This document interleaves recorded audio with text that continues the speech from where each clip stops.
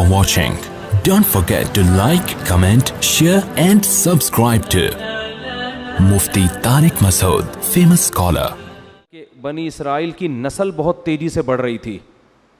میں نے بتایا نا دیندار لوگوں کے نسل زیادہ. فرعون کو یہ ڈر ہوا کہ یہ اتنی تیزی سے نسل بڑھ رہی ہے تو کل یہ ہم پر غالب آ جائیں گے. آج بھی یہی حربہ ہے دنیا کا. فیملی پلاننگ والے جو بار بار نسل روکنے کا تمہیں مشورہ دے رہے ہیں نا, وہ اس لیے نہیں ہے کہ عورتوں کی صحتیں اچھی ہوں, وہ تو حمل روکنے کی گولیاں کھانے سے صحتیں برباد ہو رہی ہیں عورتوں کی. وہ اس لیے کہ آپ کے ملک میں جوانوں کا ریشو بوڑھوں سے بڑھ جائے گا. آرمی میں سلیکشن کے لیے افراد بہت ایک سے بڑھ کر ایک شخص ہوگا. جب جوان بڑھتے ہیں نا تو فوج میں ہر طرح کے آپ کو قابلیت والے لوگ ملتے ہیں اور ہر شعبے میں آپ کو لوگ ملیں گے.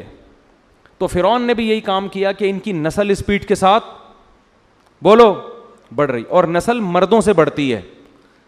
اس لیے کہ جب بھی کسی قوم میں آپ نکاح کریں گے تو بچہ منسوب کس کی طرف ہوگا؟ باپ کی طرف. تو پہلے بھی ایسا ہی ہوتا تھا, تو باپ کی طرف منسوب ہوگا.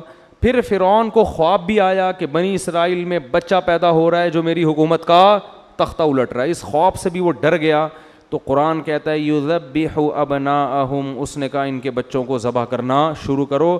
وجہ اس کی یہ تھی کہ اس زمانے میں حمل روکنے کی تدبیریں ایجاد نہیں, ورنہ فرعون فیملی پلاننگ کیا زبردست شعر کہا ہے نا, یوں قتل سے بچوں کے ہوتا نہ وہ برباد. افسوس کہ فرعون کو کالج کی نہ سوجی.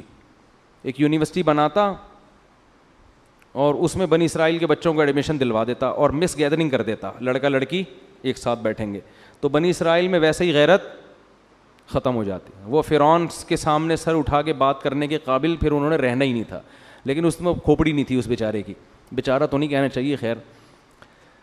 دوسرا فرعون ایک اور کام کر لیتا تو بہت خاندانی کام ہو جاتا, بدنام بھی نہ ہوتا اور بنی اسرائیل خود اس کو سیلوٹ کرتے.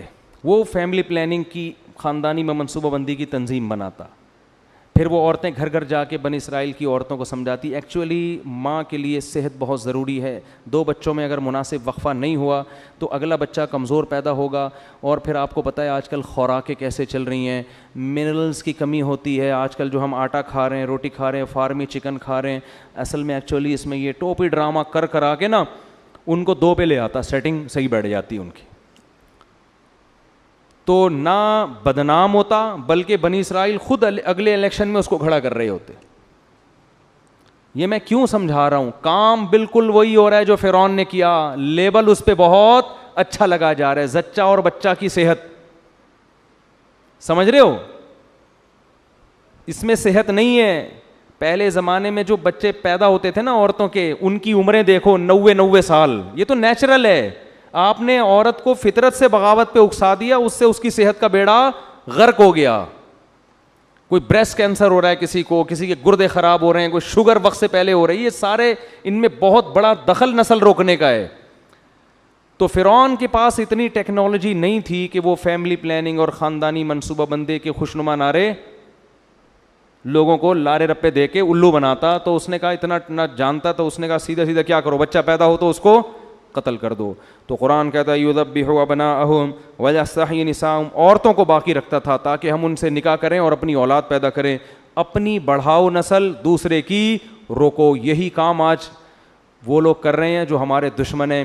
اپنے ہاں تو بچے پیدا کرنے پر الاؤنس لگا. آسٹریلیا میں فی بچے اتنے ڈالر ملتے تھے کہ وہاں جب میں گیا تو پاکستانیوں نے بچے پیدا کرنے کے علاوہ کوئی کام کیا ہی نہیں. انہوں نے کہا جب اتنے پیسے بچے پیدا کرنے پہ مل رہے ہیں تو گورنمنٹ کو یہ لا چینج کرنا پڑا کہ ان کمبخت سب نہیں ہوتے, انہوں نے تو اسی کو پیسے کا ذریعہ بنا لیا. تو جب میں آسٹریلیا گیا میں نے کہا دیکھو تمہیں اب الاؤنس تو نہیں مل رہا لیکن اسپیڈ میں کوئی فرق نہیں آنا چاہیے. ٹھیک ہے نا, ٹھیک ہے, اسپیڈ تمہاری وہی رہنی چاہیے اللہ کے لیے, کیونکہ اللہ نے رزق کا وعدہ کیا ہے. اب پتہ نہیں یہ سن کے ان کی اسپیڈ وہی ہے یا چینج ہو گئی ہے, لیکن پاکستانی کہاں, جب پیسے نہیں ملیں گے تو وہ سستی کا شکار ہو جائے گا. خیر, تو کتنے ملک ایسے ہیں جو خود ہی اپنی موت مرنے والے ہیں, نسل گھٹتے گھٹتے. چائنا بھی ابھی فیوچر میں اس کے بارے میں بڑی خطرناک پیش گوئیاں شروع ہو گئی ہیں جو اس نے نسل روکی ہے نا. تو